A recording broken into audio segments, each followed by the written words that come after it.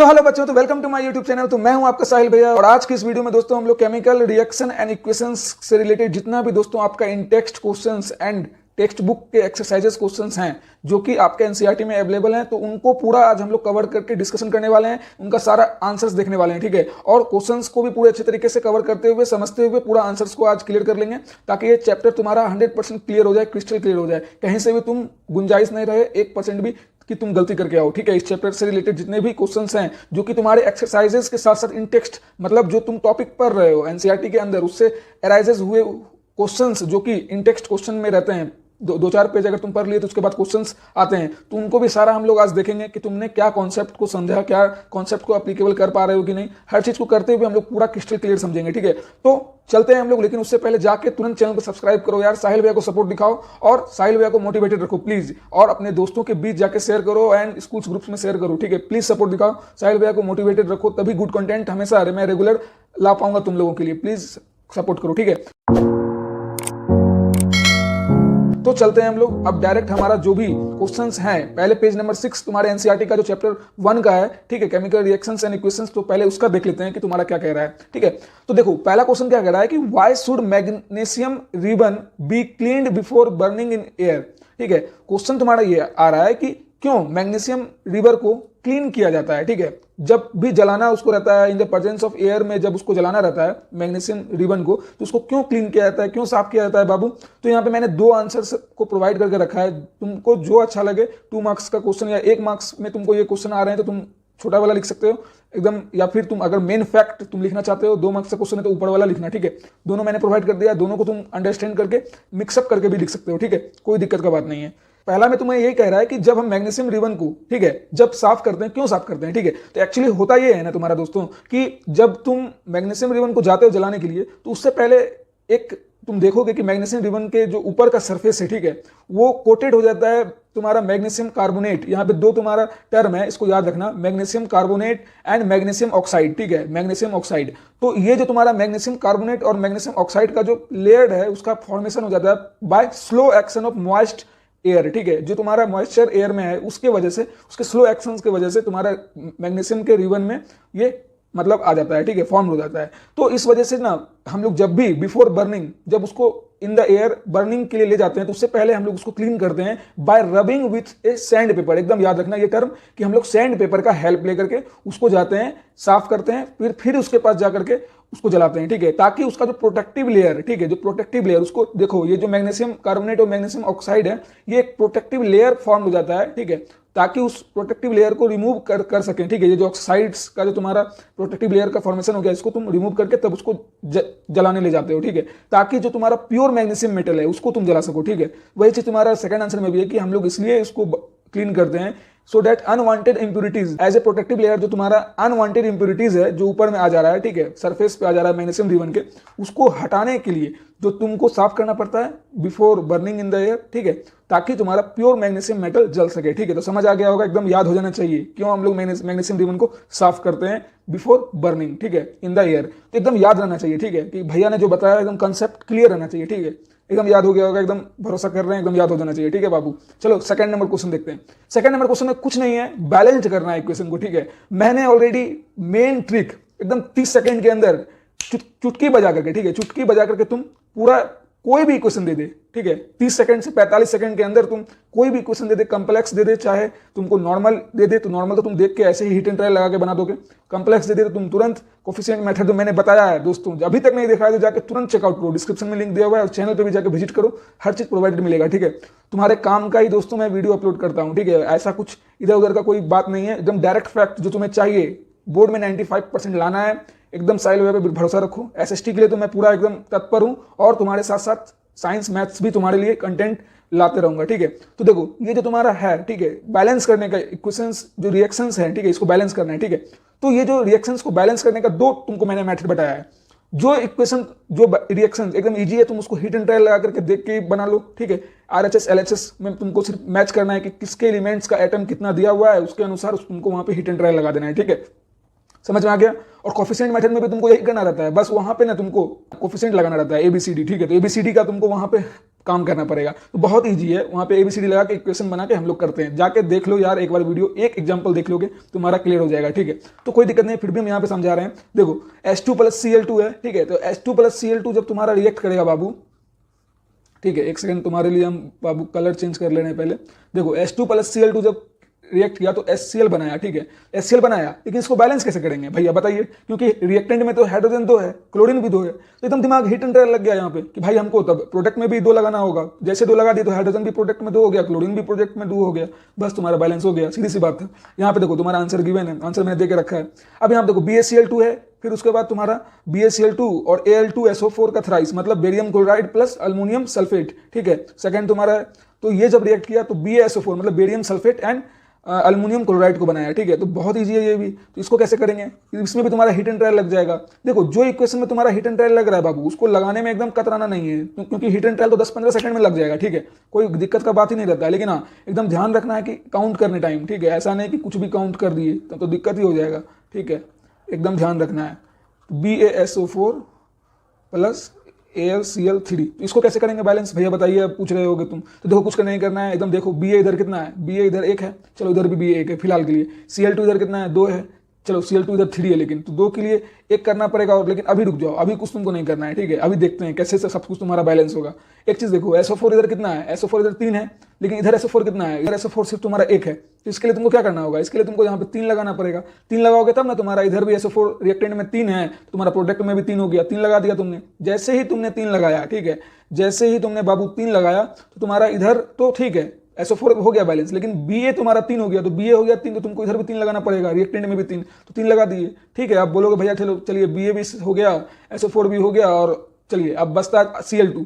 Cl तुम्हारा chlorine right hand side में तुम्हारा कितना है, क्लोरीन यहाँ 3 है, ठीक है, लेकिन इधर प्रोडक्ट में तो 3 था, लेकिन रिएक्टेंट में तुम्हारा कितना है, LHS में 2 ही है, तो लेकिन 2 × 3, तो 2 × 3 करेंगे तो कितना हो गया, ये तो तुम्हारा 6 ना हो गया। इसके लिए तुमको यहाँ पे 2 लगाना पड़ेगा LHS में, ताकि क्लोरीन भी 6 हो जाए। तो जैसे ही कर दिए तो तुम्हारा हो गया सारा, देख लो Al इधर 2 था, तो इधर अल्मोनियम भी तुम्हारा 2 हो गया, क्लोरीन भी तुम्हारा 6 हो गया, SO4 भी तुम्हारा 3 हो गया, ठीक है, और फिर Ba भी तुम्हारा, बेरियम भी तुम्हारा कितना हो गया, 3 हो गया, पूरा बैलेंस है।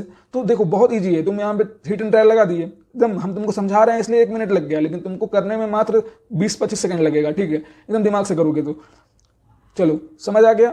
अब चलते हैं हम लोग, हमारा तीसरा बैलेंसिंग क्या है, एकदम अभी बता दे रहे हैं, क्योंकि तुम लोगों ने वीडियो देखा है कि नहीं पता नहीं, इसलिए मैं पूरा अभी फिर से समझा दे रहा हूँ। लेकिन मेरे वीडियो में यही तुमको मिलेगा बाबू, अगर नहीं भी तुमने देखा है वो वाला वीडियो तो कोई दिक्कत बात नहीं, मैं तुम्हें यहाँ समझा दूंगा। लेकिन हाँ जरूर उसको जाकर देखो, कोफिशिएंट मेथड का ट्रिक बहुत ही खतरनाक है, ठीक है, तुरंत बन जाएगा, कोई भी कॉम्प्लेक्स इक्वेशन रहे चाहे कोई रहे, ठीक है। सोडियम + वाटर मिलकर क्या बना, NaOH बना, प्लस H2 रिलीज किया, हाइड्रोजन गैस रिलीज किया, ठीक है। तो इसको कैसे बैलेंस करेंगे बताओ, पूछो भैया से। तो हम देखो बता रहे हैं क्या करना है, इसमें भी हिट एंड ट्रायल लगा सकते हो। Na इधर 1 है रिएक्टेंट में, कुछ नहीं करना है, प्रोडक्ट में भी Na1 है, ठीक है, कोई दिक्कत नहीं। लेकिन ऑक्सीजन भी इधर 1 है प्रोडक्ट में, तो रिएक्टेंट में ऑक्सीजन 1 है। H2 यहाँ पे सिर्फ 2 हो रहा है रिएक्टेंट में, लेकिन प्रोडक्ट में H2 3 है, ठीक है। तो हमको यहाँ पे क्या करना है, हिट एंड ट्रायल लगा के देखो, दिमाग खुद लगाओ क्या करें जो सब बैलेंस हो जाए। तो तुम रिएक्टेंट में अगर 2 लगा दोगे तो हाइड्रोजन 4 हो गया, तो हाइड्रोजन 4 हो गया, तो उसको 4 करने के लिए, प्रोडक्ट में अगर 3 है तो प्रोडक्ट में 4 करने के लिए क्या करना पड़ेगा, प्रोडक्ट में भी तुमको 2 लगा देना पड़ेगा। NaOH के साथ अगर 2 लगा दिए तो हाइड्रोजन तुम्हारा 2 हो गया ना बाबू, देखो हाइड्रोजन तुम्हारा 2 हो गया। तो हाइड्रोजन जब तुम्हारा 2 हो गया तो फिर 2 ये, ठीक है, 2 ये कितना बन गया, ये तुम्हारा 4 बन गया। ये जब 4 बन गया तो तुम्हारा हाइड्रोजन 4 इधर 4 हो गया। अब समझ में आ गया, ठीक है। तो अब समझ आ गया। तो लेकिन देखो सोडियम यहाँ पे क्या हुआ, सोडियम भी यहाँ पे 2 हो गया प्रोडक्ट में, सोडियम प्रोडक्ट में 2 हो गया, तो तुम भी रिएक्टेंट में 2 लगा दो, तो सोडियम भी तुम्हारा बैलेंस हो गया। अब बात आया ऑक्सीजन का, ऑक्सीजन भी तुम्हारा प्रोडक्ट में 2 है, रिएक्टेंट में भी बाबू तुम्हारा ऑक्सीजन 2 है, तो तुम्हारा बैलेंस हो गया। बस कितना ईजी था। देखो हिट एंड ट्रायल बहुत ईजी है, लेकिन जहां सूट कर रहा है वहां के लिए सही है, ठीक है, लेकिन जहां सूट नहीं कर रहा है वहां पे मैं स्ट्रिक्टली बोलूंगा कि तुम यूज करो कोफिशिएंट मेथड, तुरंत चुटकी बजा के हो जाएगा, ठीक है। तो यही तुम्हारा पूरा बैलेंस किया हुआ है, यहाँ पे एक बार मैच कर सकते हो, वही चीज है जो मैंने समझाया, ठीक है। चलो अब चलते हैं हमारा थर्ड क्वेश्चन, जो तुम्हारा इन टेक्स्ट क्वेश्चन का पेज नंबर 6 का है, ठीक है।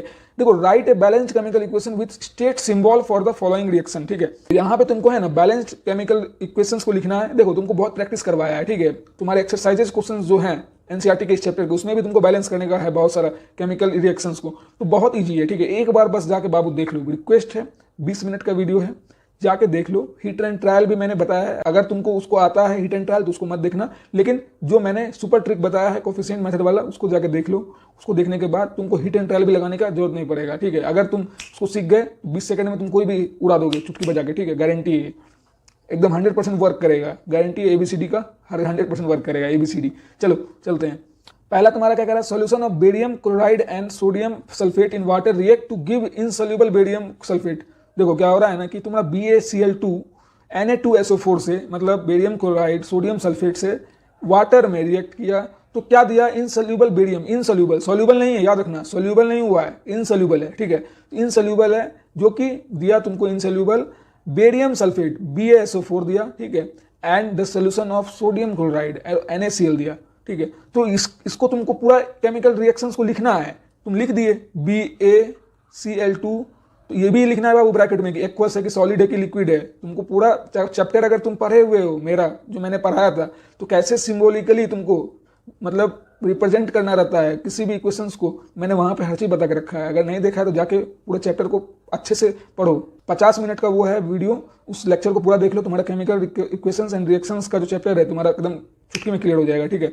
अब देखो यहाँ पे देखो एक्वस प्लस Na2SO4, ठीक है, ये भी तुम्हारा एक्वस है, ठीक है। ये क्या दिया, BaSO4 सॉलिड में एक मिनट NaCl एक्वस में, ठीक है। तो इसको तुम लिख दिए, खुश मत हो जाना लिख करके, ठीक है। लिखने के बाद खुश नहीं हो जाना है, तुम्हारा परफेक्ट नहीं हुआ अभी तक, 1 नंबर भी नहीं मिलेगा। हो सकता है अगर टीचर का दिमाग खराब हो गया तो, अगर 2 मार्क्स का है तो 1 मार्क्स दे भी देगा क्योंकि तुमने इक्वेशन लिख दिया है, रिएक्शंस लिख दिया है, लेकिन इसको बैलेंस कौन करेगा बाबू, बैलेंस तो करना पड़ेगा ना। बैलेंस एकदम कोफिशिएंट मेथड तो लगा दो, कोफिशिएंट मेथड लगाओगे तुरंत चुटकी में बैलेंस हो जाएगा। फिर भी नहीं लगाना चाहते तो ऐसे भी बैलेंस हीट एंड ट्रायल से लगा सकते हो। देखो हीट एंड ट्रायल से कैसे होगा तुमको बता रहे हैं। हीट एंड ट्रायल से आपको कुछ नहीं करना है, देखो इधर बेरियम कितना है, ठीक है, बेरियम इधर 1 है, इधर बेरियम कितना है, इधर भी 1 है, क्लोरीन इधर कितना है, 2 है, ठीक है, ठीक है, क्लोरीन इधर कितना है, इधर 1 है क्लोरीन। तो उसके लिए क्या करना पड़ेगा बाबू, उसके लिए तुमको यहाँ 2NaCl करना पड़ेगा। तो क्लोरीन तेरा 2 हो गया प्रोडक्ट में, चल क्लोरीन तो 2 हो गया, लेकिन तेरा सोडियम भी 2 हो गया। तो चल सोडियम तेरा रिएक्टेंट में 2 ऑलरेडी था, खुशी की बात है, तो चल सोडियम भी तेरा बैलेंस है और क्लोरीन भी तेरा बैलेंस है। चल अब देख बेरियम तो 1 था, कोई दिक्कत तो बात नहीं। SO4 तेरा कितना है, इधर SO4 1 ही है, चल ठीक है, SO4 इधर भी 1 ही है, तो सब बैलेंस हो गया, कोई दिक्कत तो बात नहीं। BaCl2 बस Na2SO4 और तेरा ये बना BaSO4 और प्लस 2NaCl हो गया, बस कोई दिक्कत बात नहीं, वही चीज़ है तेरा। बस तेरे को क्लोरीन को बैलेंस करना था तो उसके साथ से साथ तेरा सब बैलेंस हो गया, कितना ईजी था। देखो वही चीज़ है BaCl2 Na2SO4 जो कि BaSO4 बनाया 2NaCl, तो कितना ईजी है बैलेंस करना बाबू। देखो समझने की कोशिश करो, ठीक है। अब तुम्हारा सेकंड तुम्हारा क्या है, सोडियम हाइड्रोक्साइड सोल्यूशन रिएक्ट कर रहा है, हाइड्रोक्लोरिक एसिड बना रहा है सोल्यूशन में, ठीक है, वाटर में, ठीक है, in water to produce sodium chloride solution in water. मतलब NaOH प्लस HCl से जब रिएक्ट किया तो NaCl प्लस H2O बनाया, ठीक है, तो एकदम याद रखना है इस चीज़ को। तो इसको कैसे करेंगे बैलेंस भैया बताइए। तो ये देखो बाबू, ये तुम्हारा ऑलरेडी बैलेंस्ड है, ठीक है। कैसे बैलेंस्ड है देखो, NaOH plus HCl NaCl plus H2O, ठीक है। Na कितना इधर 1, इधर भी 1, O कितना इधर 1, इधर 1, H कितना इधर रिएक्टेंट में 1 2 है, इधर भी 2 है, Cl कितना इधर 1 है, इधर भी Cl 1 है। ऐसा भी इक्वेशन तुमको है एग्जाम्पल में NCERT के जो कि ऑलरेडी बैलेंस्ड है, ठीक है। इसमें घबराने का कोई बात नहीं है, जो बैलेंस्ड है उसको वैसे ही छोड़ देना है, ठीक है। कितना ईजी था, ठीक है। अब चलो चलते हैं हमारे नेक्स्ट पेज के इन टेक्स्ट क्वेश्चन को, उसको क्लियर करते हैं, ठीक है। ए solution of substance X is used for white washing. क्या हो रहा है यहाँ पे X करके पूछा है कि एक सॉल्यूशन है सब्सटेंस X नाम का, ठीक है, जो कि यूज होता है तुमको व्हाइट वॉशिंग के रूप में, ठीक है। Name the substance X and right it's formula. तो तुमको क्या करना है, उस सब्सटेंस X का नाम लिखना है और उसका फॉर्मूला भी लिखना है। और दूसरा क्वेश्चन में क्या लिखना है कि right the reactions of the substance X। उस सब्सटेंस X का तुमको रिएक्शन लिखना है जो कि named in above with water, जो कि वाटर के साथ रिएक्ट करके क्या बना रहा है, ठीक है। तो कोई दिक्कत की बात नहीं है। तुम्हारा जो X सब्सटेंस है जो व्हाइट वॉशिंग के लिए यूज होता है, ठीक है। अगर किसी ने NCERT पढ़ा है, तुम लोगों ने अगर उस वीडियो को देखा होगा जो मैंने फुल NCERT कवर्ड करके केमिस्ट्री का बताया था, तो उसमें भी मैंने क्विक लाइम का जिक्र किया था, तो उसी में X करके क्वेश्चन भी मैंने डिस्कस किया था कि आ सकता है एग्जामिनेशन में, ठीक है। तो वही चीज़ है, तुम्हारे NCERT बुक का क्वेश्चन है, ये इन टेक्स्ट क्वेश्चन है।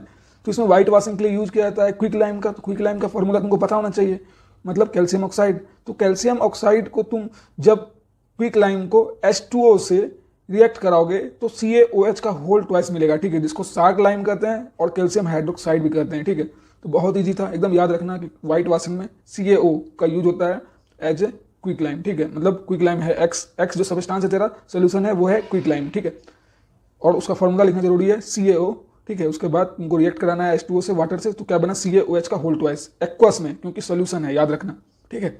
चलो अब चलते हैं तुम्हारा इन टेक्स्ट क्वेश्चन का, ये पेज नंबर 10 का तुम्हारा सेकंड क्वेश्चन। अब देखो क्या कह रहा है, why is the amount of gas collected in one of the test tube in activity 1.7। जो देखो तुम्हारा जो एनसीईआरटी है, एनसीईआरटी बुक का एक्टिविटी नंबर 1.7 जब तुम खोलोगे तो उसमें एक टेस्ट ट्यूब का हेल्प लेकर के एक्सपेरिमेंट किया गया है, ठीक है।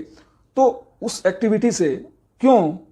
एक्टिविटी में क्यों गैस को कलेक्ट किया गया है वन टेस्ट ट्यूब में, ठीक है, double of the amount collected in other, ठीक है, और अदर टेस्ट ट्यूब में जो पहले टेस्ट ट्यूब में जितना गैस लिया गया है उसके कंपेरेबल डबल दूसरे ट्यूब में लिया गया है, ठीक है। तो नेम दिस गैस, तो नेम तुमको बताना है नेम क्या है इस गैस का, ठीक है। तो तुम्हारा जो water is electrolysed to give H2 gas in one electrode, तुमको पूरा एकदम उस जो एक्टिविटी का कंक्लूजन है उसको तुमको इस आंसर में लिख देना है, ठीक है। तो उस एक्टिविटी को जिस बच्चे ने पढ़ा है और समझ नहीं भी आया है और अगर इस क्वेश्चंस को मेरे वीडियो के थ्रू देख रहा है तो एकदम गारंटी के साथ दे रहे हैं तुमको, उस कंक्लूजन में, उस एक्टिविटी का कंक्लूजन यही निकलेगा कि जब उस एक्टिविटी को परफॉर्म किया गया तो water is electrolysed to give H2 gas, ठीक है, एट वन इलेक्ट्रोड, एक इलेक्ट्रोड पे H2 गैस, वो इलेक्ट्रोलाइज्ड H2 गैस को दिया, ठीक है, एक इलेक्ट्रोड पे, ठीक है, and O2 gas at other electrode, और दूसरा जो इलेक्ट्रोड था वहां पे O2 गैस को दिया according to the given chemical reaction. तो उसका जो केमिकल रिएक्शन बना वो बना तुम्हारा H2O,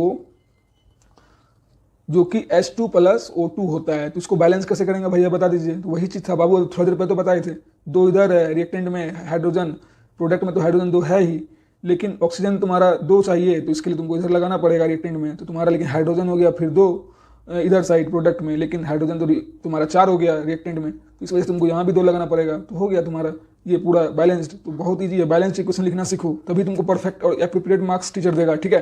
समझ में आया बाबू? चलो देखो अब ये जो रिएक्शन हुआ H2O का जो हुआ रिएक्शन तुम्हारा, ये H2 प्लस O2 दिया, ठीक है। तो 10 2 molecules of water on electrolysis give 2 molecules of hydrogen, 2 molecule दिया, पहला gas and 1 molecule of oxygen gas और अदर और the amount of hydrogen gas, ठीक है, एक ऑक्सीजन गैस का, एक अदर और अमाउंट ऑफ हाइड्रोजन गैस का collected will be double than that of oxygen gas. तो हाइड्रोजन गैस जो हुआ ना बाबू तुम्हारा, वो कलेक्ट किया गया, उसका हाइड्रोजन गैस का जो अमाउंट था वो डबल था, डबल देन ऑक्सीजन गैस। जो तुम्हारा 2 तरह का गैस जो वहां पर ऑब्टेन हुआ, तो हाइड्रोजन गैस की जो मात्रा थी, इसी वजह से जो दूसरा टेस्ट ट्यूब में जो कलेक्ट किया गया, तो वही क्वेश्चन तेरे को पूछ रहा है कि क्यों कलेक्ट किया गया पहले टेस्ट ट्यूब के कंपेरेबल, ठीक है, दूसरे टेस्ट ट्यूब में डबल गैस क्यों कलेक्ट किया गया इस एक्टिविटी के थ्रू। तो उस गैस का नाम बताइए। तो हाइड्रोजन गैस था बाबू, जो जब H2O रिएक्ट करता है तो H2 प्लस O2 बनाता है, इस वजह से तुम्हारा हाइड्रोजन गैस जो है, ठीक है, वो डबल अमाउंट में फॉर्म होता है as comparable to oxygen gas के, ठीक है। तो इसलिए उस टेस्ट ट्यूब में हाइड्रोजन गैस का अमाउंट डबल था as comparable to oxygen gas. एकदम याद हो गया होगा, आई होप एकदम समझ आ रहा होगा, ठीक है, एकदम याद हो जाना चाहिए क्यों हाइड्रोजन गैस डबल है, ठीक है, पता चल गया। और क्यों उस टेस्ट ट्यूब में एज कंपेरेबल टू पहले टेस्ट ट्यूब से डबल अमाउंट में गैस था अवेलेबल, ठीक है, क्योंकि वहां पे जो 2 मॉलिक्यूल का फॉर्मेशन हो रहा है, तो वहां पे हाइड्रोजन गैस की जो मात्रा है, ठीक है, कलेक्ट की गई है, वो डबल है, ठीक है, as comparable to oxygen gas after reaction, ठीक है, समझ में आ गया। अब चलो इन टेक्स्ट क्वेश्चन देखते हैं पेज नंबर 13 के, ठीक है। पेज नंबर 13 तुम्हारा क्वेश्चन एक और इन टेक्स्ट क्वेश्चन है, ठीक है, उसमें भी तुम्हारा कुछ इंपॉर्टेंट क्वेश्चन है जिसको तुमको एकदम आंसर्स पता ही रहना चाहिए, ठीक है। फिर उसके बाद हम लोग एनसीईआरटी के एक्सरसाइजेस की तरफ बढ़ेंगे, ठीक है। तो चलो चलते हैं। Why does the colour of copper sulphate solution change when an iron nail is dipped in it. देखो जब आयरन नेल को जब हम डुबाते हैं, डुबो देते हैं, ठीक है, डिप्ड कर देते हैं सोल्यूशन में, कॉपर सल्फेट सोल्यूशन में, तो उसका कलर क्यों चेंज हो जाता है, ठीक है। जब आयरन नेल को, ठीक है, जब हम लोग डिप्ड कर देते हैं कॉपर सल्फेट के सोल्यूशन में, तो उसका कलर क्यों चेंज हो जाता है, तुमको ये बताना है। तो when an iron nail is dipped in copper sulphate solution it becomes brownish in colour. देखो एकदम याद रखना, जब हम लोग आयरन के नेल को डुबोते हैं कॉपर सल्फेट के सोल्यूशन में, तो उसका कलर क्या होता है, ब्राउनिश हो जाता है, ठीक है। And the colour of copper sulphate fades. देखो, और जो कॉपर सल्फेट का जो होता है तुम्हारा कलर, ठीक है, वो फेड कलर हो जाता है, देखो फेड यहाँ पे, ठीक है। और तुम्हारा आयरन नेल का कलर होता है ब्राउनिश, ठीक है, ब्राउनिश होता है तुम्हारा आयरन नेल का कलर, ठीक है, आयरन नेल का कलर डुबोते ही। और कलर ऑफ कॉपर सल्फेट का तुम्हारा क्या होता है, फेड्स होता है ड्यू टू फॉलोइंग रिएक्शन। कौन से रिएक्शन की वजह से? तो देखो Fe जब रिएक्ट कर रहा है CuSO4 से, तो FeSO4 प्लस Cu बना रहा है। यहाँ पे क्या हो रहा है, यहाँ पे तुम्हारा डिस्प्लेसमेंट रिएक्शन हो रहा है, ठीक है। कैसे डिस्प्लेसमेंट रिएक्शन हो रहा है बाबू, देखो क्योंकि यहाँ पे आयरन क्या कर रहा है ना, वो जा करके SO4 के साथ मिल जा रहा है, ठीक है, क्योंकि और Cu को तुमको अलग कर दे रहा है। बाबू बोल रहा है हटो यहाँ से, ठीक है, एकदम Cu को अलग कर दिया। भाई बहुत अच्छे से समझाए थे, ठीक है। अगर तुमने नहीं देखा है तो जाके देखो, रिक्वेस्ट है जाके देखो, एकदम क्रिस्टल क्लियर हो जाएगा पूरा। हर तरह का इक्वेशंस, टाइप ऑफ इक्वेशन का एग्जांपल लेकर के मैंने हर चीज बताया है, ठीक है। तो Fe जब CuSO4 से रिएक्ट किया कॉपर सल्फेट से तो FeSO4 बनाया, ठीक है। तो वही चीज यहाँ लिखा हुआ है कि in this reaction iron has replaced copper from its solution, मतलब आयरन ने कॉपर को भगा दिया, बोला भाई निकल, ठीक है, उसके सोल्यूशन से, मतलब कॉपर सल्फेट सोल्यूशन से बोला भाई निकल, मुझे सल्फेट के साथ जाना है, ठीक है। दस amount of copper sulphate decreases and its colour fades, इसी वजह से जो अमाउंट ऑफ कॉपर सल्फेट है वो घट गया और उसका कलर क्या होगा, फेड कलर हो गया, ठीक है। तो हम फेड वर्ड को याद रखना है, ठीक है। अब चलो सेकंड नंबर देखते हैं क्वेश्चन क्या कह रहा है। Give an example of A double displacement reaction other than one given in activity 1.10।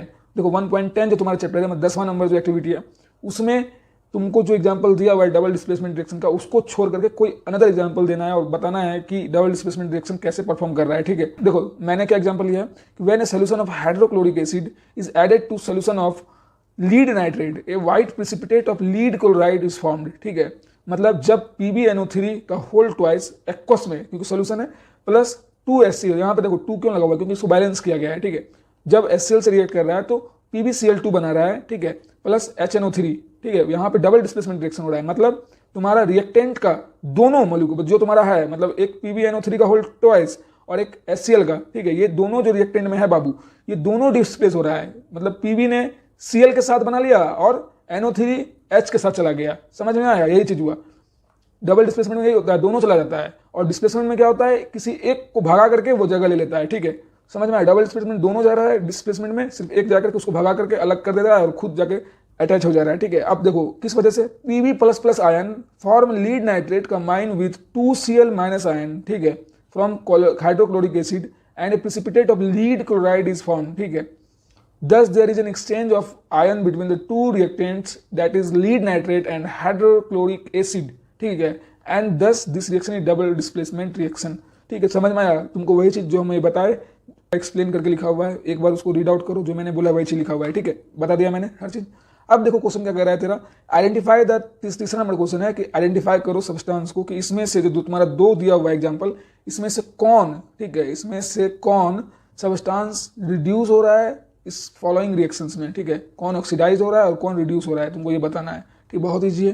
क्या है देखो, देखो Na+O2, ठीक है, Na+O2 क्या बनाया, Na2O बनाया, ठीक है, बैलेंस करके लिख देते हैं, बैलेंस करके लिख दिए, चलो 4Na+O2 2NO2।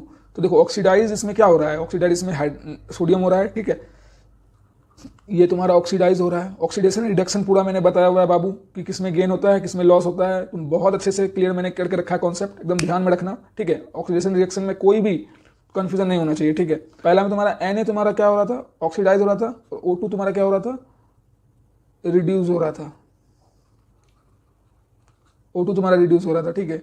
दूसरा में तुम्हारा CuO है प्लस H2 है, Cu प्लस H2O बनाया, ठीक है। तो ये क्या किया, ये बाबू तुमको कुछ नहीं है, इसमें तुम्हारा CuO क्या हो रहा है, रिड्यूस हो रहा है, और H2 तुम्हारा क्या हो रहा है, H2 तुम्हारा ऑक्सीडाइज हो रहा है, और X2 ऑक्सीडाइज हो रहा है। तो एकदम तुमको याद रखना है, ठीक है, एकदम ध्यान में एकदम याद रहेगा कौन क्या रिड्यूस हो रहा है कौन क्या ऑक्सीडाइज हो रहा है, एकदम बहुत अच्छे से मैंने क्लियर करके कॉन्सेप्ट रखा है उस वीडियो में। 50 मिनट का वीडियो है बाबू, लेकिन एकदम बेस्ट कंटेंट देने का मैंने कोशिश किया है उस चैप्टर को, बेस्ट नोट्स मैंने दिया है उसको, तुम एज ए नोट्स प्रिपेयर कर सकते हो, ठीक है। एनसीईआरटी पढ़ने की जरूरत नहीं पड़ेगी, क्योंकि मैंने अपने टाइम एनसीईआरटी पढ़ के लाइन बाय लाइन नोट्स को प्रिपेयर किया था, ठीक है। तो बहुत अच्छे से तुम लोगों के लिए सेम टू सेम वही चीज़ मैंने उस लेक्चर में देने का कोशिश किया था, ठीक है। तो जाके देख सकते हो, चेकआउट कर सकते हो, बहुत मजा आएगा, एकदम बोरिंग नहीं लगेगा, गारंटी के साथ दे रहा हूँ, ठीक है। चलो अब चलते हैं हम लोग टेक्स्ट बुक के एक्सरसाइजेस पे, तुम्हारा जो मेन जो क्वेश्चंस हैं टेक्स्ट बुक के उसको देखते हैं, ठीक है। तो सबसे पहले तुम्हारा क्वेश्चंस देखो, ये है कि which of the statements about the reactions below are incorrect, ठीक है। इसमें से जो भी ऑप्शंस हैं 4 ऑप्शंस, इसमें से कौन से इनकरेक्ट हैं, ठीक है। तो देखो लीड इज गेटिंग रिड्यूस, तो ये तो गलत है, क्योंकि लीड रिड्यूस नहीं हो रहा है, लीड ऑक्साइड रिड्यूस हो रहा है, ठीक है। Carbon dioxide is getting oxidise, नहीं ये भी तुम्हारा गलत है, ठीक है, क्योंकि कार्बन डाइऑक्साइड ऑक्सीडाइज नहीं हो रहा है, बल्कि कार्बन तुम्हारा ऑक्सीडाइज हो रहा है, ठीक है। तो इस वजह से तुम्हारा A and B option are incorrect हो जाएगा, तो ऑप्शन नंबर 1 तुम्हारा सही है, ठीक है, A and B are incorrect, option number 1, ठीक है।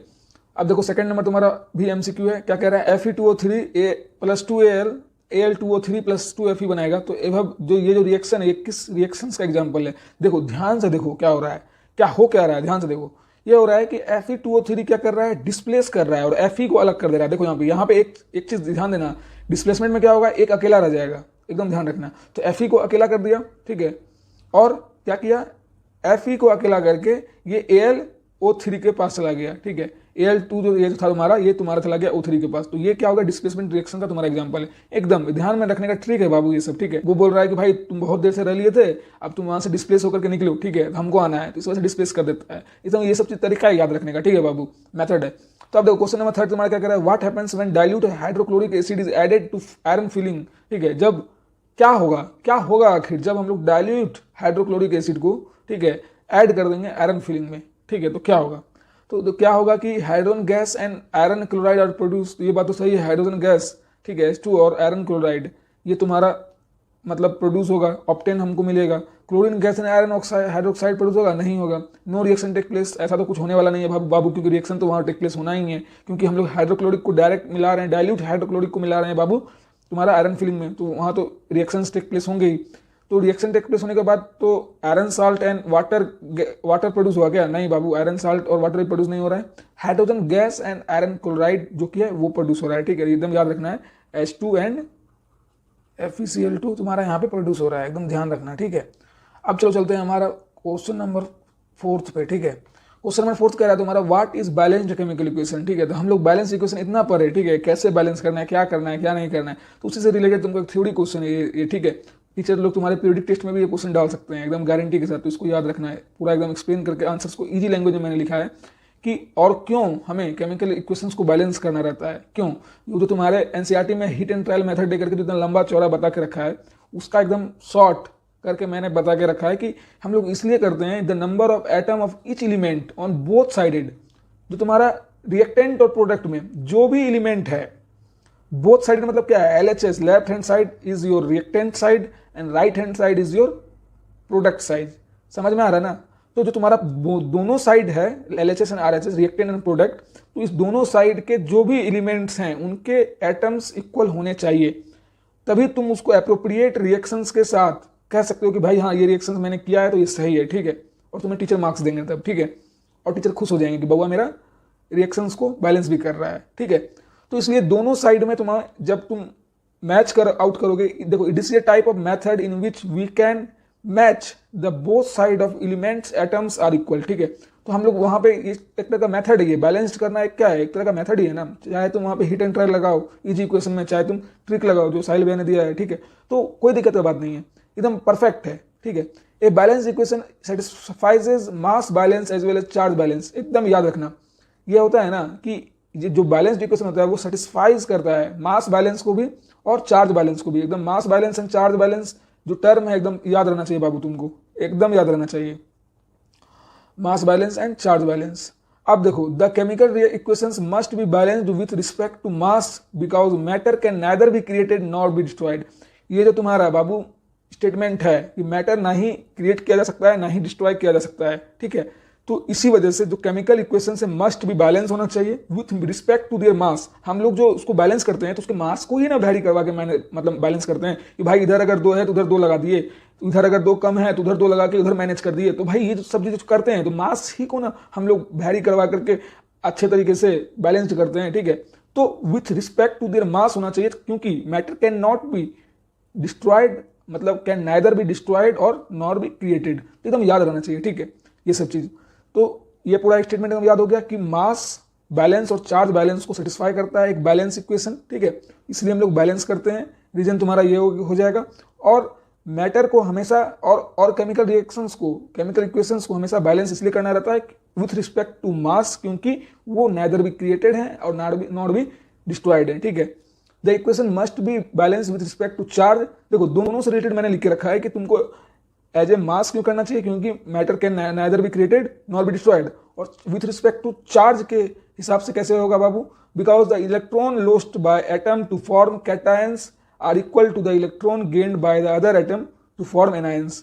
क्योंकि जो इलेक्ट्रॉन तुम्हारा लॉस्ट हो रहा है एटम्स के द्वारा जो कि कैटायन फॉर्म कर रहा है, ठीक है, वो बराबर होता है इलेक्ट्रॉन जो तुम्हारा गेन हो रहा है बाय दूसरे एटम के द्वारा, ठीक है, जो कि एनायंस का फॉर्मेशन कर रहा है, तो जो दोनों के बराबर होता है, ठीक है। कैटायंस और एनायंस के जो इलेक्ट्रॉन्स हैं, ठीक है, जो भी अदर अदर एटम के, वो दोनों बराबर होते हैं, ठीक है। तो एकदम ध्यान में रखना है कि चार्ज बैलेंस और मास बैलेंस को सेटिस्फाई कर रहा है।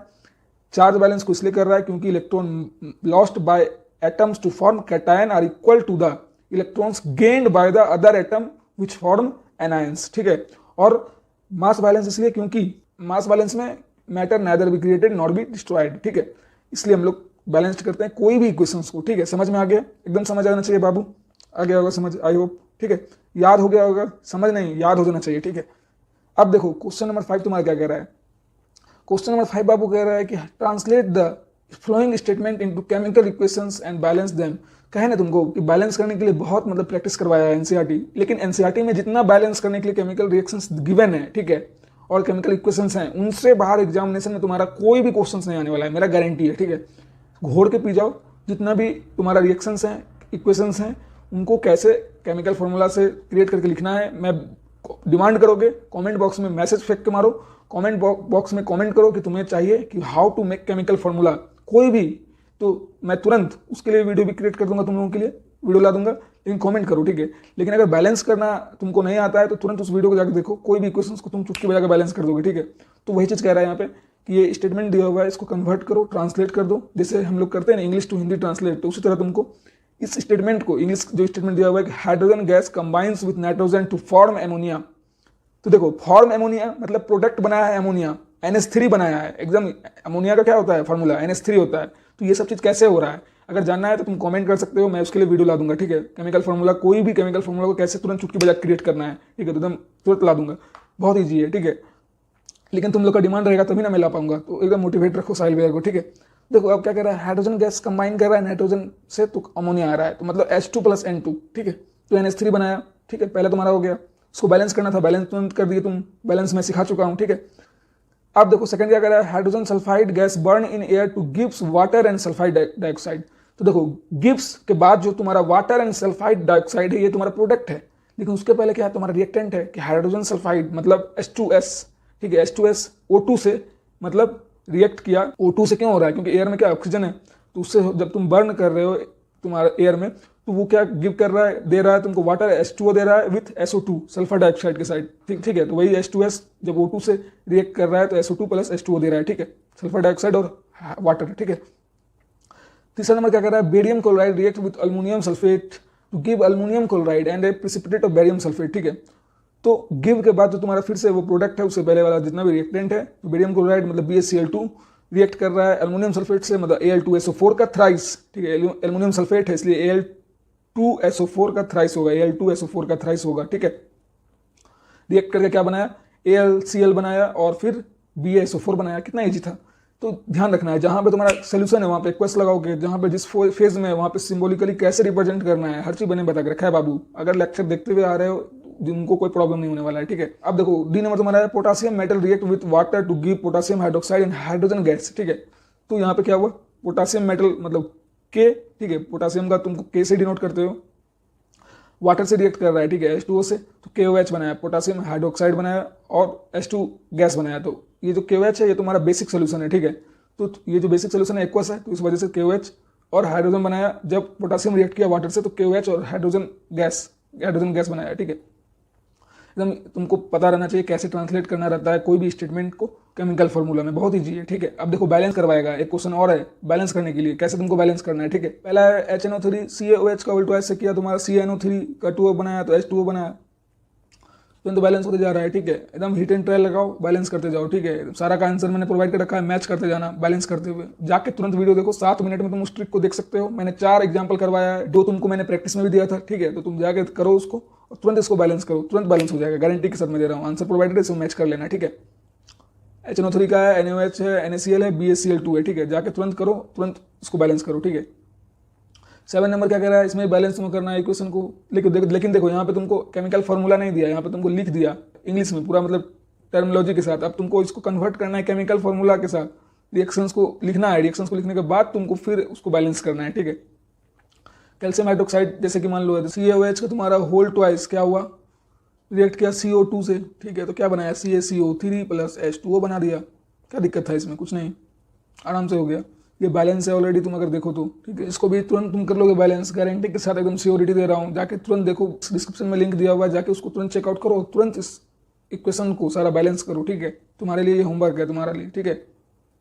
आंसर भी प्रोवाइडेड है, ये देख लेना, ठीक है। और यहाँ पे देखो, ये क्वेश्चन तुमको फिर से बैलेंस करना है, फिर से तुमको टर्मिनोलॉजी के साथ सारा दे दिया। पोटेशियम ब्रोमाइड एक्वस में तुमको बेरियम आयोडाइड से एक्वस रिएक्ट कर रहा है, तो पोटेशियम आयोडाइड बनाया एक्वस में बेरियम ब्रोमाइड, तो 2KBr, ठीक है। मतलब पोटेशियम ब्रोमाइड है ना, तो KBr आ जाएगा यहाँ पे, ठीक है। के मतलब पोटेशियम ब्रोमाइड मतलब Br, ठीक है। तो ये जब तुम्हारा BsL2 मतलब BaI2 L2 नहीं BaI2, ठीक है, आयोडाइड है यहाँ पे, तो इसलिए I लग गया, Ba तुम्हारा बेरियम है।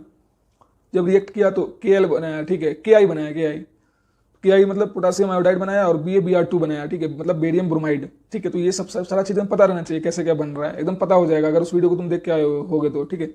ये देखो यहाँ पे क्या हो रहा है, डिकम्पोजिशन रिएक्शन है, ZnCO3 तुम्हारा जब ZnO और CO2 बनाया, मतलब दो कंपाउंड बनाया एक से टूट करके, ठीक है, तो इसलिए डिकम्पोजिशन रिएक्शन हो गया। H2Cl2 जब हो रहा है तो Cl बन रहा है, मतलब दो कंबाइन क्या हो रहा है, कम्बिनेशन हो रहा है। कम्बिनेशन मतलब कंबाइन करना, दो मिलके एक बन रहा है, H2+Cl2 तुम्हारा Cl बन रहा है, ठीक है। डिस्प्लेसमेंट रिएक्शन का देखो एग्जांपल बोले थे, एक अकेला रहेगा, MgHCl है तो MgCl बन गया, MgCl2, ठीक है। तो H तुम्हारा अलग रह गया, तो H2 हाइड्रोजन गैस को तुमको अकेला छोड़ दिया, ठीक है। बेस्ट एग्जांपल था, हाइड्रोजन गैस को अकेला छोड़ दिया, ठीक है। याद रहेगा ना, कितना इजी है सारा चीज, है ना, easy. What do you mean by exothermic and endothermic का तुमको करना है डिफिनेशन, ठीक है। इसको डिफाइन करके तुमको इसका एग्जांपल के साथ एक्सप्लेन करना है, ठीक है। तो एक्सोथर्मिक मतलब क्या होता है, जब हीट तुम्हारा बाहर निकलता है, ठीक है। और इंडोथर्मिक मतलब जब तुम्हारा हीट रिक्वायरमेंट होता है और एब्जॉर्ब करता है, ठीक है, मैंने बता दिया। और ये देखो यहाँ पे पूरा अच्छे से एक्सप्लेनेशन करके लिखा हुआ है, ठीक है, दोनों में डिफरेंसेस एक बार रीड आउट करो।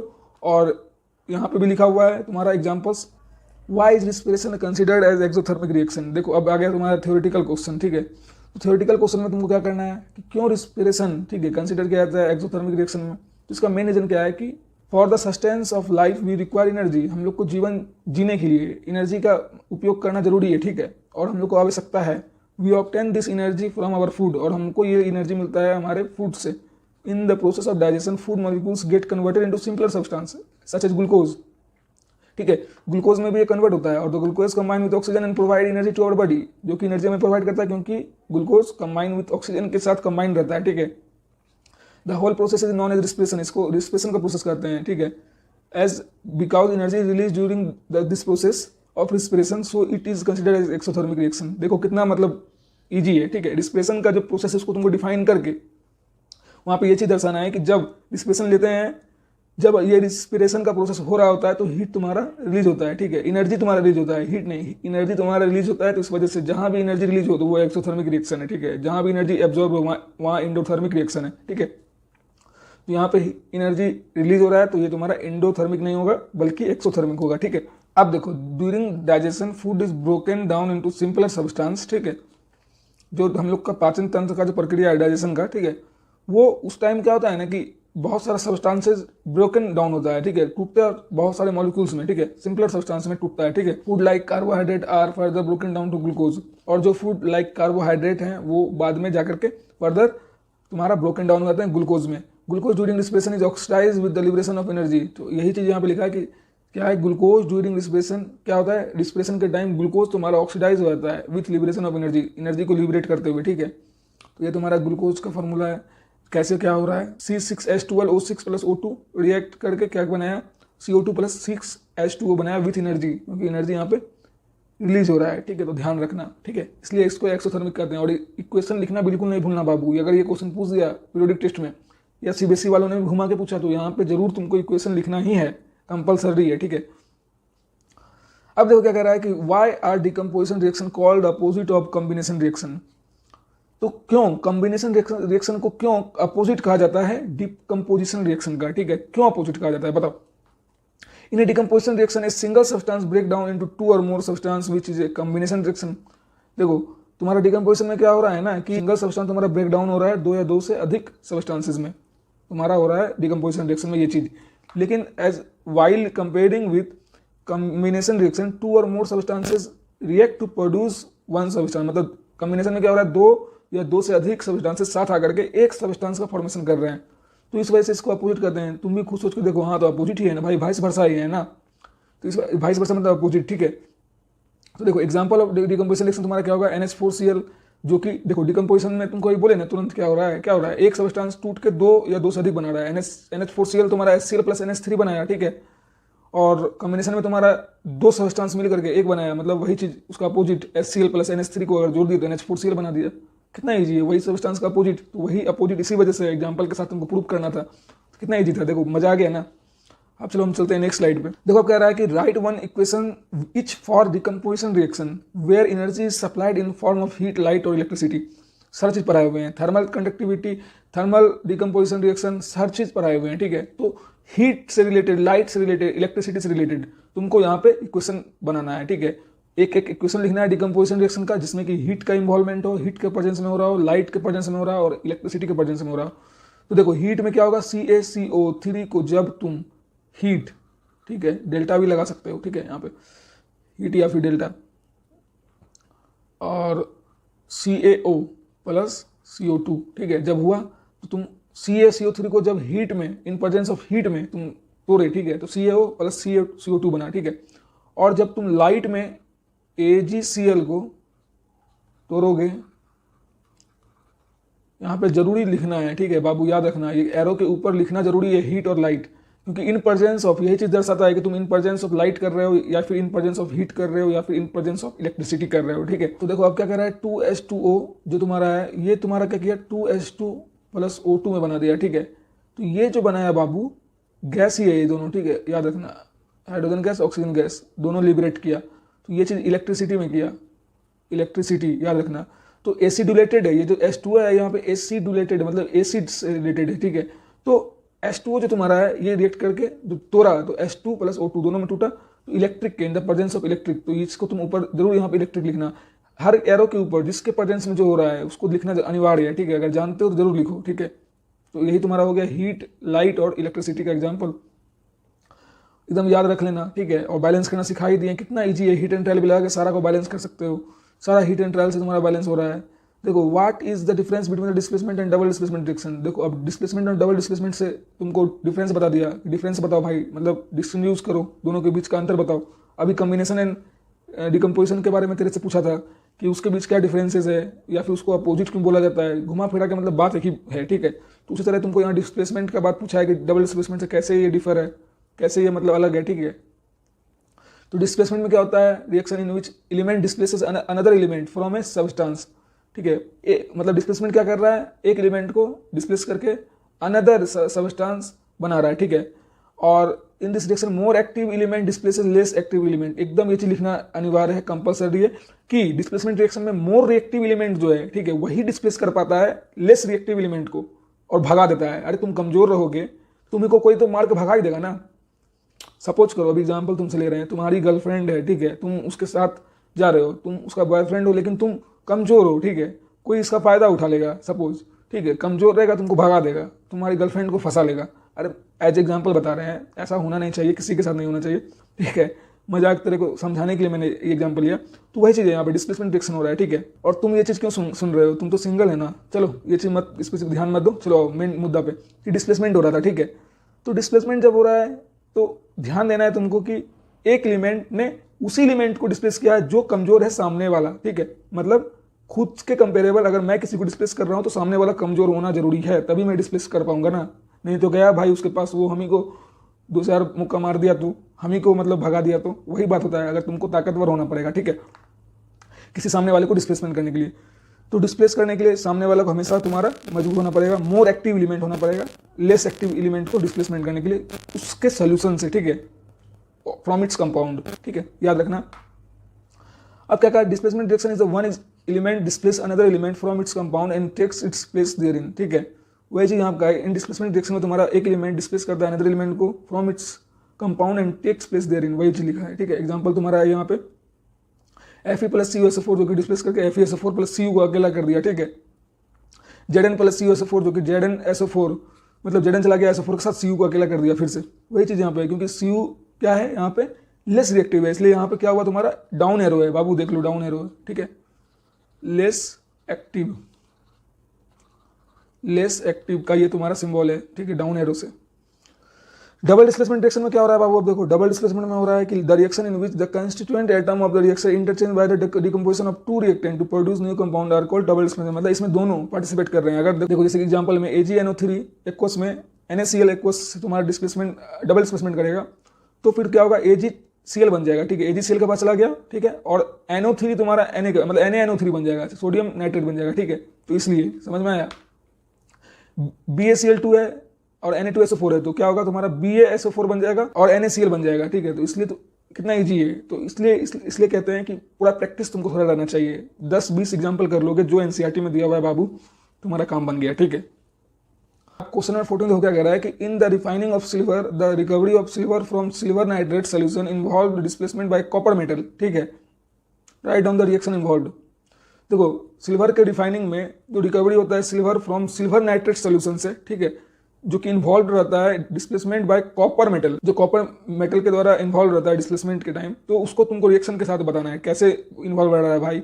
तो when copper is mixed in silver nitrate solution, जब कॉपर को मिक्स करते हैं सिल्वर नाइट्रेट सोल्यूशन में, it displaces the silver because copper is more reactive. देखो डिस्प्लेस तभी कर पाएगा जो सामने वाला मोर एक्टिव रहेगा, ज्यादा ताकतवर होगा, ठीक है। And an inorganic compound copper 2 nitrate CuNO3 का whole twice is formed.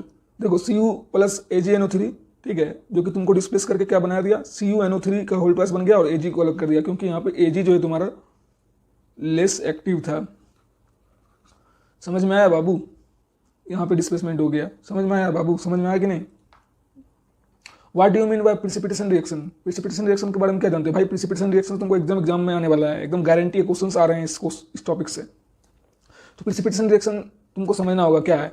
When two react and product formed remains insoluble and settle as a solid, it's called precipitate। जब भी दो रिएक्टेंट रिएक्ट करता है और प्रोडक्ट का फॉर्मेशन करता है, ठीक है, और वो जो इंसोल्यूबल तुम्हारा जो प्रोडक्ट है, जो इंसोल्यूबल के रूप में जो तुम्हारा प्रोडक्ट फॉर्मेशन हुआ है वो सेटल डाउन हो रहा है एज ए सॉलिड, तो उसको कहेंगे एज ए प्रिसिपिटेट, ठीक है। Such reaction in which precipitate is formed called precipitation reaction. और यही जो प्रोसेस है जिसमें ऐसा बच जा रहा है, प्रिसिपिटेट का फॉर्मेशन हो रहा है एज ए सॉलिड इनसोल्यूबल, ठीक है, इनसोल्यूबल में जब भी सेटल डाउन हो जा रहा है सॉलिड के रूप में तो उसको कहेंगे प्रिसिपिटेट, और इसी प्रोसेस को प्रिसिपिटेशन रिएक्शन कहेंगे अगर ये चीज कोई भी केमिकल रिएक्शन में पाया जा रहा है, देखा जा रहा है तो, ठीक है। देखो AgNO3 तुम्हारा हो गया NaCl2। देखो एग्जांपल तुम्हारा है कि AgNO3, तो Ag तुम्हारा क्या हुआ बाबू, AgCl के पास चला गया, देखो डिस्प्लेस किया है, लेकिन यहाँ पे प्रिसिपिटेशन का है तुम्हारा, ठीक है। ये जो एरो यहाँ पे याद रखना, ये जो एरो ये प्रिसिपिटेट का है, क्योंकि यहाँ प्रिसिपिटेट का फॉर्मेशन हो रहा है, ठीक है बाबू, ध्यान देना। और BaCl2 में भी तुम्हारा NaSO4, तो BaSO4 तो बना लेकिन प्रिसिपिटेट के साथ बना, और NaCl फिर उसके साथ बना, ठीक है। बहुत ईजी है ये सब चीज, ठीक है, बहुत ईजी। अब देखो क्या कह रहा है तुम्हारा, explain the following in term of gain or loss of oxygen with 2 examples each oxidation and reduction, ठीक है। ऑक्सीडेशन और रिडक्शन को देखते हुए तुमको बताना है कि भाई कौन सा फॉलोइंग इसमें जो भी है, किसमें लॉस ऑफ ऑक्सीजन हो रहा है और गेन ऑफ ऑक्सीजन हो रहा है, ठीक है। तो ऑक्सीडेशन का मतलब ये होता है कि जब एक chemical reaction in which substance gains oxygen, जब कोई भी सब्सटेंस में, कोई भी रिएक्शन के सब्सटेंस में जब ऑक्सीजन गेन होगा तो तुम्हारा ऑक्सीडेशन कहलाएगा। Cu प्लस O2 तुम्हारा हो रहा है, ठीक है, Cu प्लस O2 2Cu बनाया, ठीक है। तो इसमें क्या हुआ, Cu तुम्हारा ऑक्सीडाइज हो गया CuO से, ऑक्सीडाइज्ड, ठीक है। Mg प्लस O2 है तुम्हारा, तो MgO बनाया, Mg तुम्हारा ऑक्सीडाइज हो गया MgO, ठीक है, Mg तुम्हारा हो गया MgO से। तो कितना इजी है, क्योंकि ऑक्सीजन देखो ना खुद यार, Mg से MgO बन जा रहा है, तो और लग रहा है ना, गेन ऑफ ऑक्सीजन है कि नहीं है यहाँ पे, है ना, तो क्या, तो फिर ऑक्सीडेशन नहीं होगा ना यहाँ पे। समझ में आया कि नहीं आया। रिडक्शन देखो, एक chemical reaction in which substance losses oxygen, जिसमें कि तुम्हारा ऑक्सीजन का लॉस हो जाएगा, ठीक है, तो उसको कहेंगे रिडक्शन। तो ZnO प्लस C, तो देखो यहाँ पे ZnO था, लेकिन क्या हुआ, ZnO से रिड्यूस होकर Zn बन गया। अरे ऑक्सीजन था, ZnO था, लेकिन जब रिएक्ट किया तो Zn प्लस C हो गया, मतलब ZnO से O हट गया, Zn अलग हो गया, CO अलग हो गया, ठीक है। तो इस वजह से ऑक्सीजन का लॉस हो गया, तो इसको कहेंगे रिडक्शन। कितना ईजी है, देखो Cu, देखो यहाँ भी CuO था, ठीक है, CuO से तुम्हारा क्या हुआ, Cu बन गया, तो यहाँ रिडक्शन। ऑक्सीजन था ना बाबू, CuO में ऑक्सीजन था कि नहीं था, हट गया CuO से ऑक्सीजन, तो रिडक्शन हो गया। तो समझ में आ गया ना बात को, बहुत ईजी है ऑक्सीडेशन और रिडक्शन। अब देखो तुम्हारा क्वेश्चन नंबर 17 कह रहा है कि a shiny brown coloured element X on heating in air become black in colour, ठीक है।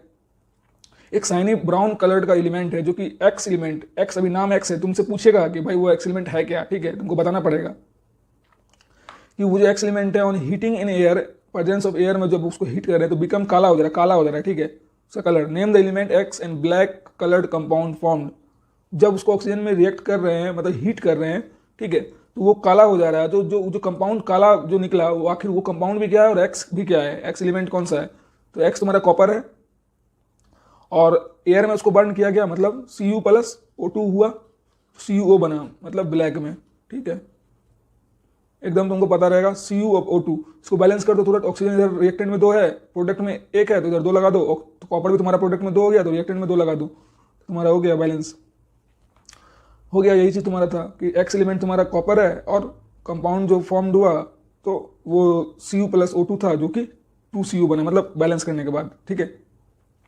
क्वेश्चन नंबर 18 देखो तुम्हारा क्या कह रहा है। अब क्वेश्चन नंबर 18 कह रहा है बाबू कि why do we apply paint on iron articles, जो आयरन के आर्टिकल्स होते हैं, ठीक है, उनको उनमें क्यों हम लोग बार बार लोहा, तुम लोग देखते होगे, ग्रिल वगैरह देखते होगे, ठीक है, खिड़की में ग्रिल वगैरह, स्कूल में ही देखना जा करके, ठीक है, जो तुम्हारा खिड़की रहता है वो तुम्हारा जो है उसको क्यों पेंट कर देता है। घर का मेन गेट देखते हो, घर का मेन गेट जो लोहा का रहता है उसको क्यों पेंट कर दिया जाता है। आयरन नेल्स या फिर आयरन का कोई भी आर्टिकल, ठीक है, लोहा का, उसको पेंट क्यों करते हैं, क्योंकि वो रस्टिंग से उसको बचाने के लिए, ठीक है। पेंट एक्ट एज एनसी, देखो पेंट का यहाँ चर्चा हो रहा है ना, तो पेंट के बारे में तुमको लिखना पड़ेगा कि भाई पेंट को ही क्यों लगाते हैं, क्योंकि पेंट एक्ट एज एंटीऑक्सीडेंट, ठीक है, एंटीऑक्सीडेंट का काम करता है, and save iron article from damage due to corrosion, corrosion होने से बचाता है, ठीक है, एकदम ध्यान में रहेगा, याद रहना चाहिए कि ये जो पेंट है ये एक्ट करता है एक एंटीऑक्सीडेंट का और कॉरिजन के डैमेज होने से बचाता है आयरन के आर्टिकल्स को, ठीक है। क्वेश्चन नंबर 19 देखो क्या कह रहा है, oil and fat containing food items are flushed with nitrogen, why, तुम लोग जाते हो मार्केट में, चिप्स खरीदते हो, कुरकुरे खरीदते हो, अरे कोई भी कंपनी का कुछ भी खरीदो, ठीक है, कोई भी पैकेट का सामान, ठीक है, कोई भी पैकेट का सामान, तो उस पैकेट के सामान में देखते हो कि तुमको हवा भरा रहता है, ठीक है, तो वो हवा नहीं है, वो एक नाइट्रोजन गैस है। अगर उसको नहीं भरेगा ना बाबू तो तुम्हारा 2 दिन के अंदर ही तुम्हारा वो सर्वर जाएगा, इतना गर्मी पड़ता है, ठीक है, महक जाएगा, स्मेल हो जाएगा, खराब हो जाएगा, ठीक है, तुम्हारा पूरा एकदम सॉफ्टी हो जाएगा, कुछ खाने में लगेगा ही नहीं, ठीक है, अलग ही लगेगा। तो इस वजह से तुमको नाइट्रोजन दिया जाता है ताकि वो एज ए एक्ट करता है, देखो, to keep food item fresh and save.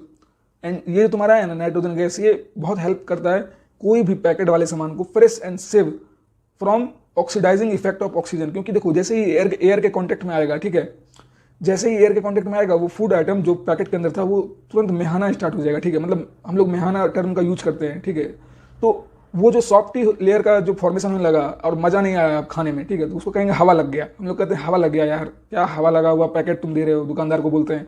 अगर थोड़ा भी छेद वेद मिल गया तो, होल्स वगैरह कहीं भी मिल गया कोई भी पैकेट में, तो तुरंत वो चेंज करता है, ठीक है। तो इस वजह से एकदम ध्यान दे करके वो भी कोई भी चीज़ खरीदने जाओ तो डेट जरूर देख लो। मैं ये चीज़ बोलूँगा कि मैन्युफैक्चरर का डेट देख लो, कितना यूज बाय डेट रहता है कि कब तक तुम यूज कर सकते हो, ठीक है, एक्सपायरी वगैरह मत लिया करो, बिना देखे मत ले लिया करो, ठीक है, समझ में आया। तो नाइट्रोजन गैस का यही काम है कि वो इसलिए फ्लश्ड किया जाता है ताकि प्रिवेंट किया जा सके उसको, जो ऑक्सीडाइजिंग का जो दिक्कत है, ठीक है, जब ऑक्सीजन से कांटेक्ट में आएगा तो वो उससे सेव किया जा सके, ठीक है, और फ्रेश उसको रखा जा सके फूड आइटम को, इसलिए फ्लश्ड किया जाता है, भरा जाता है उसमें जितना भी अमाउंट, रिक्वायर्ड अमाउंट में तुमको जितना भी नीड्स है, जितना, ऐसा नहीं कि अब खाली हवा ही भर दी है, ठीक है, वो उसका लिमिटेशन है, उस लिमिटेशन, उस ATM एटमॉस्फेरिक प्रेशर, जो भी प्रेशर से लग रहा है उसमें उसको पैक्ड किया जाता है नाइट्रोजन का हवा देकर के, ठीक है। अब देखो क्वेश्चन नंबर तुम्हारा 20 क्या कह रहा है। क्वेश्चन नंबर 20 कह रहा है बाबू explain the following terms with an example each. तुमको यहाँ पे कोलिजन और रेंसिडिटी का मतलब डिफिनेशन एग्जांपल के साथ तुमको एक्सप्लेन करना है क्या होता है, ठीक है। मैंने ऑलरेडी एज ए ओवरव्यू मैंने बता के रखा है, जो मैंने चैप्टर को पढ़ाया था पूरा, ठीक है। तो देखो एक बार फिर से बता दे रहा हूँ, due to effect of moisture and acid metal gets corroded, that is metal particularly iron formed a porous layer on the surface and thus get damage, ठीक है, दिस इज कॉल्ड कोरिजन। जब देखो किसी भी आयरन सरफेस पे या metals जब कोरेड हो जाता है, ठीक है, effect of in the presence of moisture या फिर एसिड की वजह से, और पोरस लेयर तुम देखोगे जो उस पे आ जाता है सरफेस पे, जो कि डैमेज कर देता है उस मेटल को, ठीक है, तो इस वजह से उसको कहेंगे कोरिजन। तुम लोग बहुत सारे मेटल्स के ऊपर देखते होगे कि भाई आ जाता है एकदम काला काला टाइप का कुछ सिंबॉलिक टाइप का दाग, ठीक है, तो वो सब तुम्हारा क्या है, कोरिजन होना स्टार्ट हो जाता है, क्योंकि अगर लो क्वालिटी का तुम कुछ भी मेटल वगैरह लिए होगे तो, ठीक है। Collision causes damage to the metal article like car bodies, bridge and iron railing, ships and other substances daily use। जो भी हम डेली यूज में यूज करते हैं छोटा मोटा चीज़, अरे कम ही दाम का यूज करते होंगे, चाहे फिर जो भी कॉस्टली यूज करते हो, कभी भी किसी में भी कॉर्जन लग सकता है, किसी का कोई ठिकाना नहीं है, ठीक है। कार बडीज तुम्हारा जो है उसमें लग सकता है, ब्रिज तुम्हारा जो पुल बना हुआ है उसमें लग सकता है, आयरन रेलिंग उसमें लग सकता है, ठीक है। जो रेलवे में तुम्हारा आयरन का यूज किया जाता है पटरी बिछाने में, रेलवे ट्रैक में, ठीक है, तो उसमें तुम्हारा रस्टिंग लग सकता है, ठीक है। शिप्स वगैरह में जो आयरन यूज किया जाता है शिप्स को बनाने टाइम, ठीक है, मैन्युफैक्चरिंग करने टाइम, तो उसमें आयरन लग सकता है, ठीक है। और डेली यूजेस जो हम लोग यूज करते हैं, ठीक है। रेंसिडिटी देखो बाबू क्या है, fats and oils in food kept for long time get oxidized and become rancid and taste of food changes and causes infection on eating. This is called rancidity. तो वही चीज बोले तुमको ना, जो फैट्स एंड ऑयल होता है, ठीक है, जो कि लंबे समय तक कोई पैकेट वाले सामान में रहता है, ठीक है, अगर वो कांटेक्ट आ गया एयर के, ऑक्सीजन के कांटेक्ट में आ गया तो वो ऑक्सीडाइज हो जाएगा, फिर उसके बाद क्या करेगा, बिकम रैंसिड कर देगा, ठीक है। एक रैंसिड का फॉर्म करके उसका जो टेस्ट का जो है तुम्हारा क्वालिटी ऐसा चेंज कर देगा कि एकदम गंदा लगेगा, ठीक है, जो कि इन्फेक्शन तुमको क्रिएट कर सकता है। जब तुम खाओगे तो एज ए इन्फेक्शन खाने के बाद तुमको शो कर सकता है, ठीक है, कोई भी इन्फेक्शन शो कर सकता है बॉडी में। इसलिए कहता है कि भाई देख के अच्छे से पैकेट्स को देख करके कोई भी पैकेट का सामान लेना चाहिए, कहीं रैंसिड तो नहीं हुआ है, तो इस सब चीज़ का ध्यान में रखना चाहिए। Rancidity can also be prevented by flushing out oxygen with an inert gas like nitrogen. For example packets of food items like chips are flushed with nitrogen so that this can be use even after long duration. वही चीज़ जो मैंने अभी तुम्हें थोड़ा देर पहले ही explain किया था, वही चीज़ पूरा लिखा हुआ है कि रेंसिडिटी का प्रिवेंशन यहाँ पे लिखा हुआ है कि कैसे इसको बचाव कर सकते हैं रेंसिडिटी होने से, कोई भी सामान पैकेट वाला या फिर चीज़ को मतलब खराब होने से, उसके टेस्ट को खराब होने से बच कैसे सकते हैं। तो उसके लिए प्रिवेंशन है यहाँ पे कि हम लोग यूज करते हैं नाइट्रोजन गैस का, जो कि फ्लश्ड आउट करते हैं इनर्ट गैस लाइक नाइट्रोजन, तो इसलिए वो प्रिवेंट रहता है, ठीक है। जैसे कि हमारा एग्जाम्पल चिप्स वगैरह हो गया, ठीक है, तो वो लंबे समय तक हम लोग यूज कर पाते हैं। समझ में आया कि नहीं दोस्तों? एकदम मजा आया होगा। सारे क्वेश्चंस के आंसर्स को मैंने आराम से धीरे धीरे करके सारा चीज समझा दिया। अराउंड 1 घंटा या 1 घंटा 10 मिनट का लेक्चर बना होगा ये, लेकिन पूरा क्वेश्चन टेक्स्ट बुक का तुम्हारा क्लियर हो गया होगा, इस चीज का मैं गारंटी देता हूँ, ठीक है। तो अपने साहिल भाई को सपोर्ट दिखाओ, रिक्वेस्ट है। इतना को तुम देख लिए होगे और 50 मिनट का वो जो वीडियो है पूरा चैप्टर का उसको देख लो, और ये देख लिए होगे पूरा आंसर्स क्लियर, पूरा चैप्टर क्लियर, और बैलेंस करने का वो ट्रिक देख लिए होगे। मतलब अराउंड तुम 2 घंटे में, अराउंड 2 आवर्स में तुम इस पूरे चैप्टर को घोड़ के पी गए हो, ठीक है। लिटरली कह रहा हूँ, अगर इस तीनों वीडियो जो मैंने ये क्वेश्चंस के आंसर्स का वीडियो और पूरे चैप्टर का वीडियो 50 मिनट्स का वन शॉट एंड बैलेंसिंग का जो मैंने देख रखा है, उस तीनों वीडियो को तुम अगर देख लिए हो पूरा, तो गारंटी के साथ कह रहे हैं कि इस चैप्टर से तुम्हारा 1 मार्क्स भी कटने वाला नहीं है एग्जामिनेशन में, ठीक है। इस चीज़ का गारंटी तुम्हारे साहिल भैया का है, ठीक है। तो सपोर्ट दिखाओ जाकर दोस्तों के बीच, कॉलेज ग्रुप्स या फिर तुम school groups and friend circle के बीच जाके शेयर करो, सपोर्ट दिखाओ प्लीज, मोटिवेटेड रखो मुझे। रेगुलर कंटेंट आने वाले हैं, ठीक है। एक गुड कंटेंट बनाने में दोस्तों टाइम भी लगता है, मैं कोशिश कर रहा हूँ कि जल्दी जल्दी तुम्हारे लिए हर चीज़ प्रोवाइड कर सकूँ, बस तुम्हारा साथ और विश्वास चाहिए। तो साथ और विश्वास दिखाओ साहिल भैया के साथ एंड सपोर्ट करो प्लीज, ठीक है। चलो आज के लिए इतना ही तुम्हारे लिए काफ़ी है, बहुत मजा आया होगा आई होप, ठीक है। चलो मिलते हैं नेक्स्ट वीडियो में and thank you, have a nice day. जाके तुरंत नोट्स वगैरह बनाओ, ठीक है। सब तो समझ ही लिए होगे, सब चीज़ समझा दिया मैंने। मेरे साथ साथ अगर नोट्स बनाते हुए चले हो तो बहुत अच्छी बात है, अगर नहीं बनाए हो तो स्क्रीनशॉट ले लिए होगे तो तुरंत अभी जाके नोट्स बनाओ। चलो नोट्स बनाओ, तो बैठो बैठो।